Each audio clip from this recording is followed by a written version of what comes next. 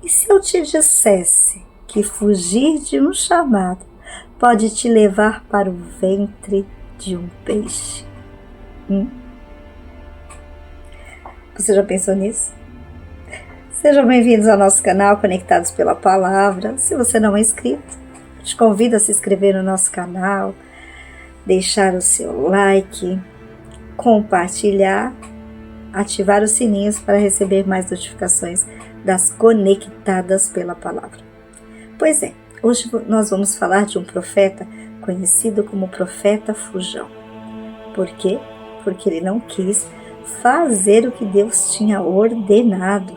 Ele já era um profeta conhecido, ele ficava no reino de Israel e ele já tinha até profetizado para o rei Jeroboão II, onde ele teve bom êxito numa batalha. Isso está registrado em 2 Reis, no capítulo 14, versículo 25. Durante o reinado de Jeroboão, Jonas já exercia o seu chamado como profeta, e vinha de uma linhagem de profetas. E Deus deu um chamado para ele, diferente dos chamados dos seus profetas, dos profetas contemporâneos ali da sua época, de Oséias, de Amós, de Isaías.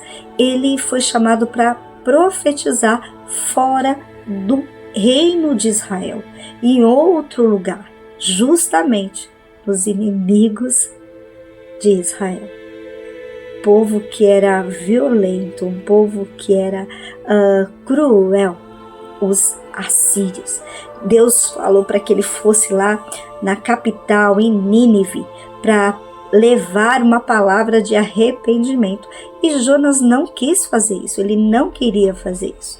Eu ainda lembro que nos primórdios eu aprendi que Jonas ele tinha medo, por isso que ele não queria ir, mas não era o medo que prendia Jonas aí, era na realidade o amor e a graça de Deus, a bondade de Deus. Ele sabia da misericórdia de Deus e ele não queria que aquele povo recebesse a misericórdia de Deus. Por isso que ele não queria ir. Então ele pegou um barco e foi para o lugar mais longe que ele achava que Deus não estaria com ele, num lugar muito longe. Ele foi para Tarsis, num lugar diferente, do lado contrário de Nínive. E nesse percurso, muitas coisas aconteceram.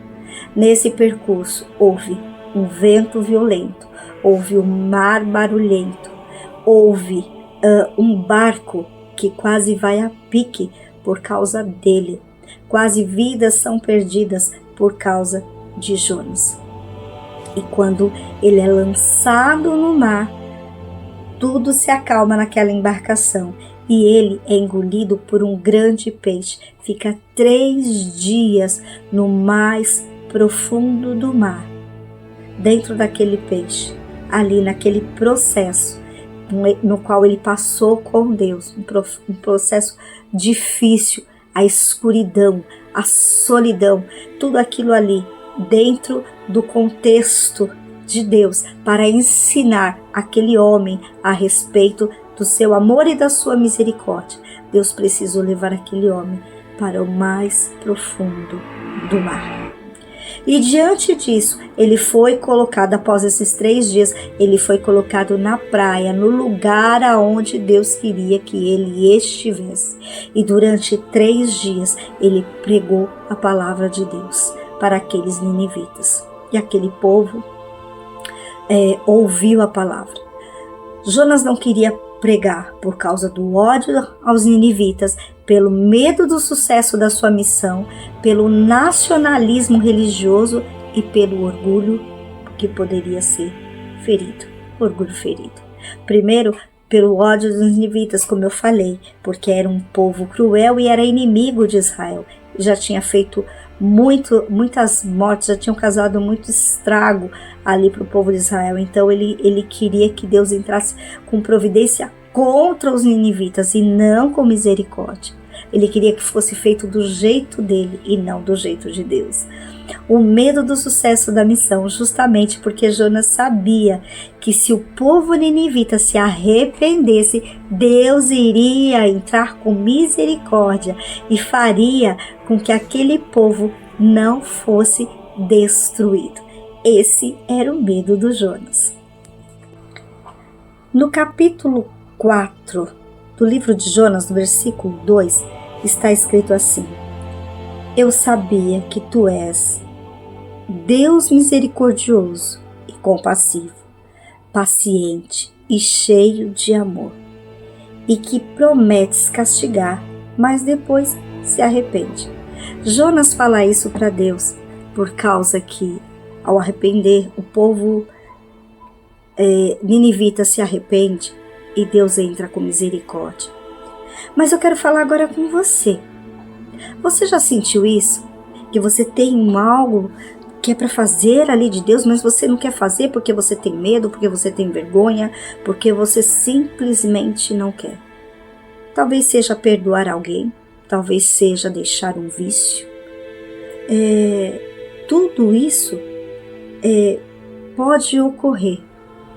Mas quando nós buscamos a presença de Deus, existe essa misericórdia, existe essa graça tão gloriosa de Deus que nos faz, mesmo atravessando por maior que sejam as turbulências, Ele nos conduz por um caminho de vitória e um caminho de milagre. Jonas achou que ele podia fugir, que ele podia se esconder de Deus, mas ele teve de enfrentar a tempestade, ele teve de enfrentar o vento, ele teve de enfrentar um barco cheio de pessoas que poderiam perder a vida por causa dele. Fugir de Deus nunca foi uma opção segura. Não existe essa opção, não existe a ter essa posição de fugir de Deus. As coisas estão travadas na sua vida.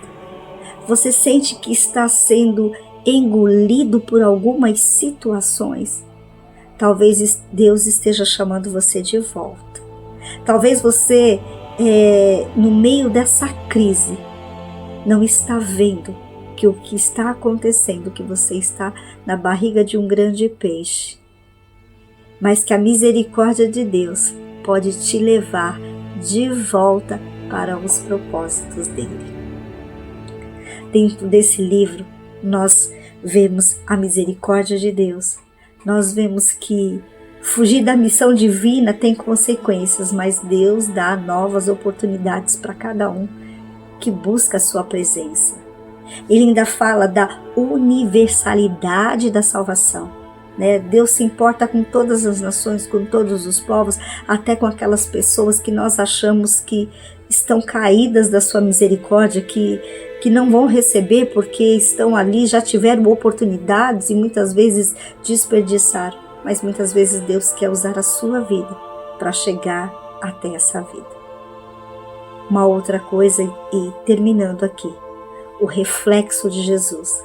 Jesus até mencionou Jonas como um sinal da sua própria morte na ressurreição. Morte e ressurreição. Ali no livro de Mateus 12:40. Está escrito assim, vou estar lendo. Pois assim como Jonas passou 3 dias e 3 noites no ventre do grande peixe, o Filho do Homem ficará 3 dias e 3 noites no coração da terra. No dia do juízo, os habitantes de Nínive se levantarão contra as gerações e condenarão, pois eles se arrependeram dos seus pecados quando ouviram a mensagem anunciada por Jonas. Até o próprio Jesus lembrou como foi um sucesso o trabalho do profeta Jonas, que ele levou quando ele mudou a sua rota e foi ao encontro do que Deus queria para ele. Muitas vidas foram salvas. E é isso que Deus deseja da sua vida, na minha vida, que nós venhamos ser canais de bênção e que o milagre dele venha acontecer hoje. No passado foi por Jonas, hoje somos nós. Hoje é você, o profeta, no qual Deus quer levar através da sua vida a palavra de Deus. Amém? Que Deus te abençoe e até o nosso próximo encontro.